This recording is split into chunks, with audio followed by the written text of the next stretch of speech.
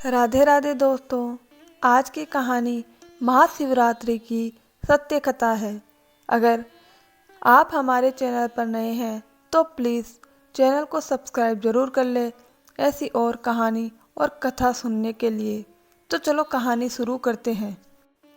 दोस्तों, महाशिवरात्रि हिंदू धर्म का एक बहुत ही पवित्र और भारत का सबसे बड़ा और एक अत्यधिक महत्वपूर्ण त्यौहार है। लेकिन आपने कभी सोचा कि क्यों हम यह त्यौहार मनाते हैं? यही जानेंगे इस वीडियो में। और हाँ, कमेंट में हर हर महादेव जरूर लिखिएगा। एक बार चित्रभानु नामक एक शिकारी था।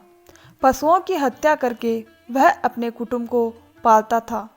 वह एक साहूकार का ऋणी था, लेकिन ऋण समय पर न चुका सकने पर क्रोधित साहूकार ने उसको शिव मठ में बंदी बना लिया।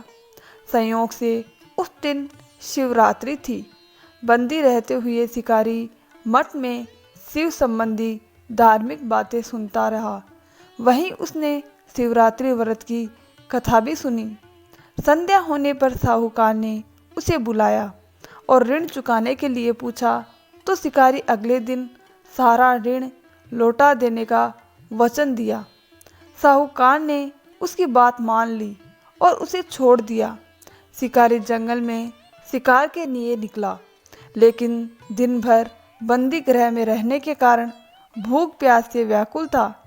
सूर्यास्त होने पर वह एक जलाशय के समीप गया और वहां एक घाट के किनारे एक पेड़ पर थोड़ा सा जल पीने के लिए लेकर चढ़ गया, क्योंकि उसे पूरी उम्मीद थी कि कोई ना कोई जानवर अपनी प्यास बुझाने के लिए यहाँ जरूर आएगा।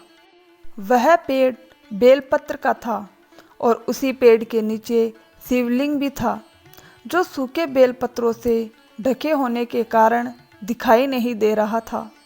शिकारी को उसका पता न चला। भूख और प्यास से थका वो उसी से मचान पर बैठ गया। एक पहर रात्रि बीत जाने पर एक गर्भिणी मृगी तालाब पर पानी पीने पहुंची। शिकारी ने धनुष पर तीर चढ़ाकर ज्यों ही प्रत्यांश खींची, उसके हाथ के धक्के से कुछ पत्ते एवं जल की बूंदें नीचे बने शिवलिंग पर गिरी और अनजाने में ही शिकारी ही पहले प्रहार की पूजा हो गई। मृगी बोली, मैं गर्भिणी हूँ, शीघ्र ही प्रसव करूँगी। तुम एक साथ दो जीवों की हत्या करोगे तो ठीक नहीं है।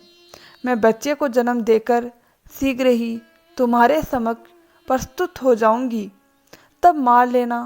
शिकारी ने प्रत्यांश ढीली कर दी और मृगी जंगल झाड़ियों में लुप्त हो गई।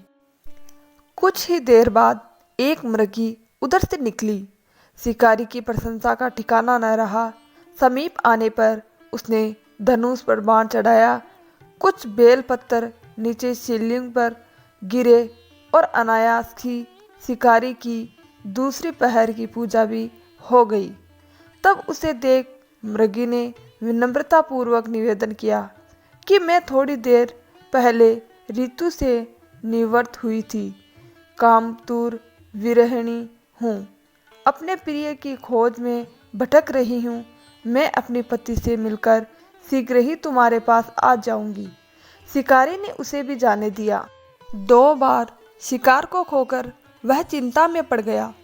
रात्रि का आखिरी पहर बीत रहा था, तभी एक अन्य मृगी अपने बच्चों के साथ उधर से निकली। शिकारी धनुष पर तीर चढ़ाकर छोड़ने ही वाला था कि मृगी बोली, मैं इन बच्चों को इनके पिता के हवाले करके लौट आऊंगी। इस समय मुझे मत मारो। शिकारी हंसा और बोला, सामने आए शिकार को छोड़ दूं? मैं ऐसा मूर्ख नहीं। इससे पहले मैं 2 बार अपना शिकार खो चुका हूँ। मेरे बच्चे भूख प्यास से तड़प रहे होंगे। उत्तर में मृगिनी ने फिर कहा, जैसे ही तुम्हें अपने बच्चों की ममता सता रही है, ठीक वैसे ही मुझे भी इनकी फिक्र है।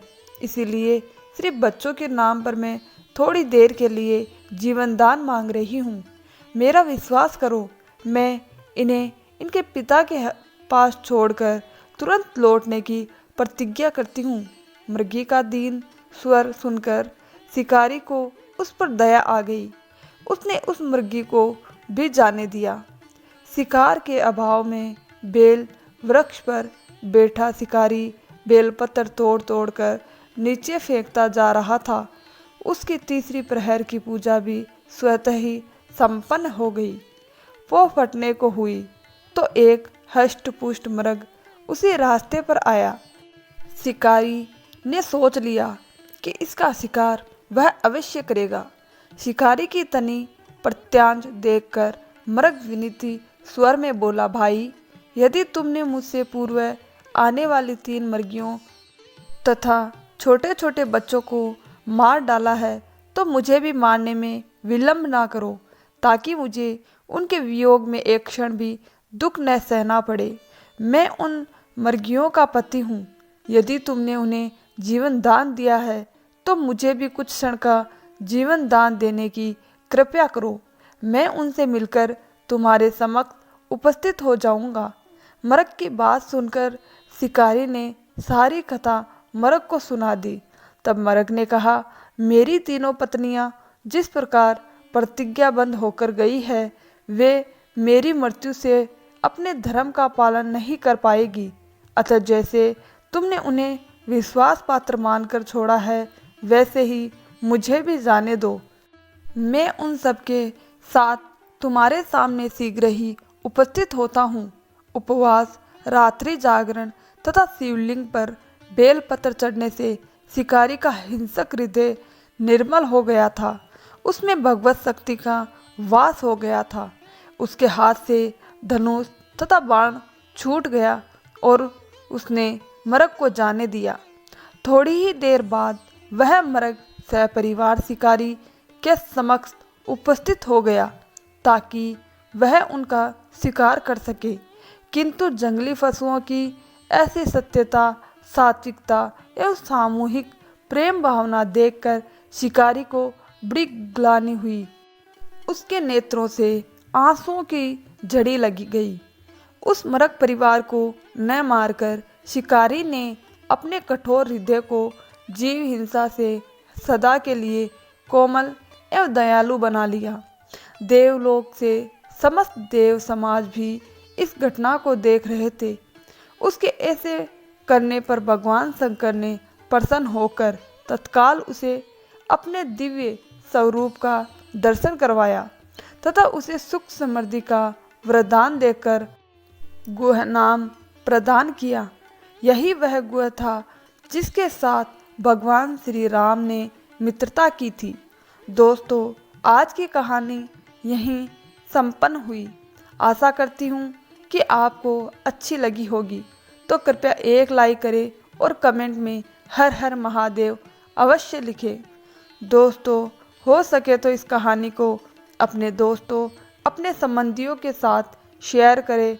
और अगर आप हमारे चैनल पर पहली बार देख रहे हैं तो कृपया करके चैनल को सब्सक्राइब ज़रूर कर लें ऐसी ही वीडियो देखने के लिए, और बेल आइकन दबा दें जिससे आने वाली कहानी के नोटिफिकेशन आप तक पहुंच सके।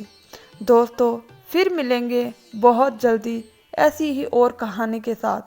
धन्यवाद दोस्तों।